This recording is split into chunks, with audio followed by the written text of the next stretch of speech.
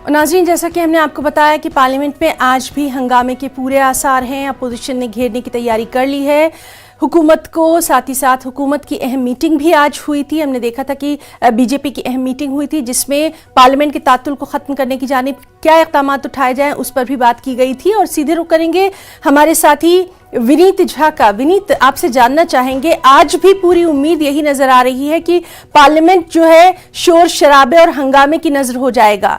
क्या कुछ खास इश्यूज रहने वाले हैं? जी हिना, निश्चित तौर पर मैं आपको बताना चाहूंगा कि अगर हम पार्लियामेंट के इश्यूज के बारे में बात करें, मुद्दों के बारे में बात करें, तो सरकार की यह कोशिश रहेगी कि जो इलेक्टोरल रिफॉर्म की जो बात में हो रही है, वोटर आईडी कार्ड को आधार से लिंक में की बात में हो रही है, उसे राज्यसभा से पास करवा लिया जा सके। मैं आपको बताना चाहूंगा कि लोकसभा से इसे सरकार ने पास करवा लिया है। अब सरकार की यह कोशिश है कि इसे राज्यसभा से भी पास करवा लिया जाए। लेकिन जिस तरह से हम देख रहे हैं कि हंगामा चल रहा है, हालांकि हमने कल शाम में देखा कि कुछ बहस जो है, कुछ चर्चा जो है वो राज्यसभा में देखने को मिली, लेकिन जिस तरह से 12 सांसदों के निलंबन का जो मामला चल रहा है उसके कारण जो है राज्यसभा अभी भी हमें ये लग रहा है, हम कह सकते हैं कि हंगामे की भीड़ चढ़ सकता है। इसके साथ ही साथ मैं आपको बताना चाहूंगा कि काफी महत्वपूर्ण है जिस तरह से वोटर आईडी को आधार से लिंक करने के फायदे को लेकर के आज बीजेपी पार्लियामेंट्री पार्टी की मीटिंग में भी जो केंद्रीय कानून मंत्री है किरण रिजिजू, उन्होंने जानकारी दी और उन्होंने साफ तौर पे कहा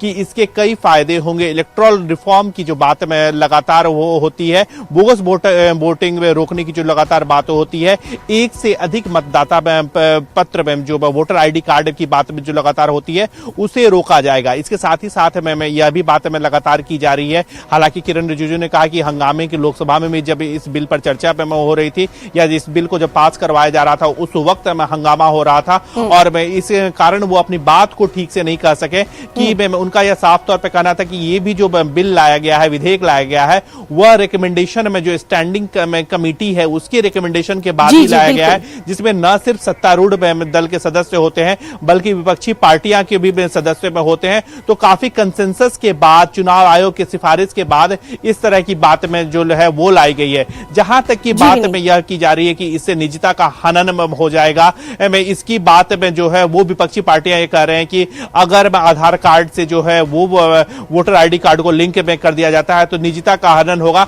वहां पर उनका साफ तौर पे कहना था कि कहीं ना कहीं ये सब जो मुद्दे हैं वो जी विनीत, तो आपका बहुत बहुत शुक्रिया अदा करना चाहेंगे तमाम तफसीलात के लिए। और जिस तरह से हमारे साथी बता रहे थे बिल्कुल वही नजर आ रहा है। राज्यसभा 2 बजे तक के लिए मुलतवी कर दी गई है। फिलहाल रुकना चाहेंगे एक छोटे से ब्रेक के लिए।